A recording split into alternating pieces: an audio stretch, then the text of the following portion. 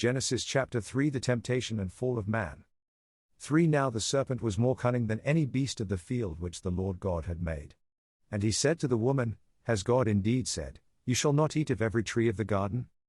2 And the woman said to the serpent, We may eat the fruit of the trees of the garden. 3 But of the fruit of the tree which is in the midst of the garden, God has said, You shall not eat it, nor shall you touch it, lest you die. 4 Then the serpent said to the woman, You will not surely die. 5 For God knows that in the day you eat of it your eyes will be opened, and you will be like God, knowing good and evil.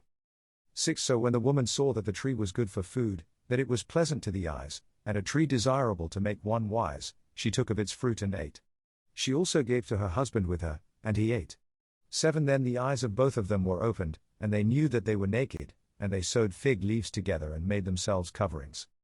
8 And they heard the sound of the Lord God walking in the garden in the cool of the day, and Adam and his wife hid themselves from the presence of the Lord God among the trees of the garden.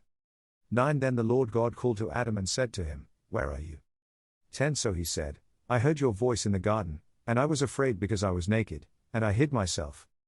11 And he said, Who told you that you were naked?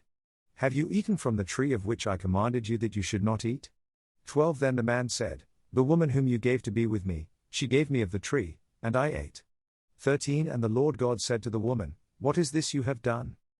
The woman said, The serpent deceived me, and I ate. 14 So the Lord God said to the serpent, Because you have done this, you are cursed more than all cattle, and more than every beast of the field. On your belly you shall go, and you shall eat dust all the days of your life.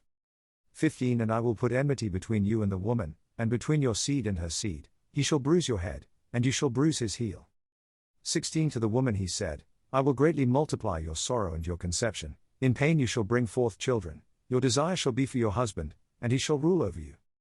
17 Then to Adam he said, Because you have heeded the voice of your wife, and have eaten from the tree of which I commanded you, saying, You shall not eat of it, cursed is the ground for your sake, in toil you shall eat of it all the days of your life.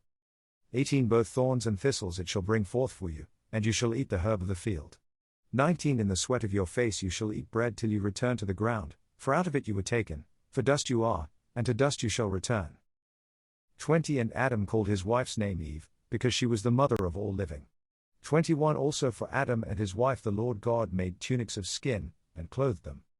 22 Then the Lord God said, Behold, the man has become like one of us, to know good and evil. And now, lest he put out his hand and take also of the tree of life, and eat, and live forever. 23 Therefore the Lord God sent him out of the Garden of Eden to till the ground from which he was taken.